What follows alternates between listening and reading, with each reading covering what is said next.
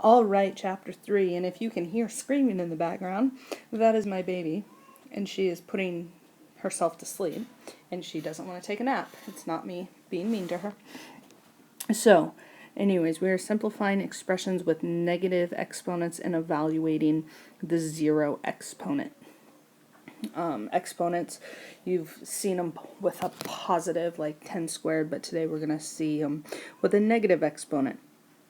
And what we want to do is we want to make them positive. So, in order to make an exponent positive, we have to put the base, which is the whole number, 10 is the base, in its opposite position. So right now the 10 is in the numerator, so in order to make the exponent positive, we need to put the base in the denominator in its opposite position.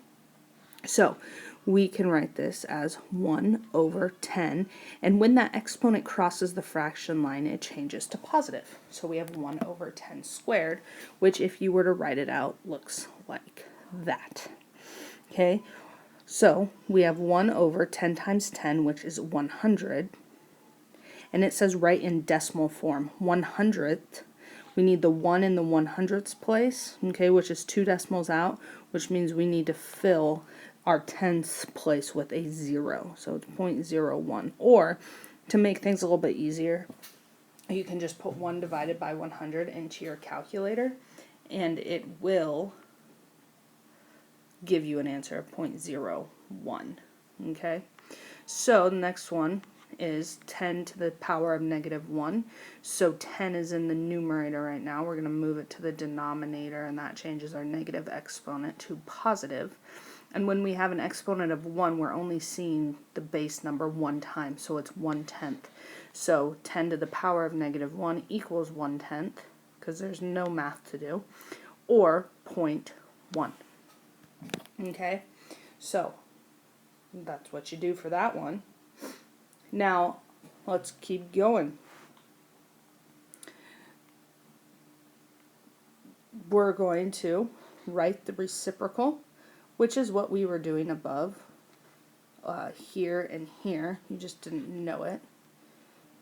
Write the reciprocal, change the sign of the exponent, which is exactly what we did up there, right? So we have 5 to the negative third. We put the base number in its opposite position, so to the denominator, and our exponent changes to positive. And then we're going to find the product of 3 1/5, because our exponent is 3, and that means we see 1/5 3 times.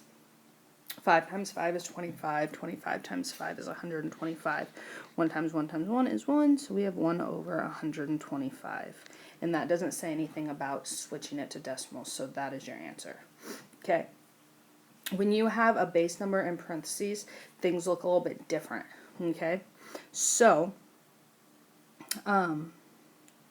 you are going to still write the reciprocal, and then you're going to change the sign of the exponent.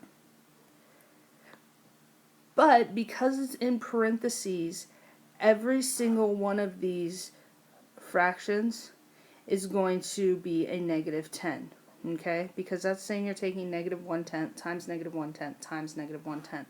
So we put the negative 10 into the denominator, but notice how we did not change the sign.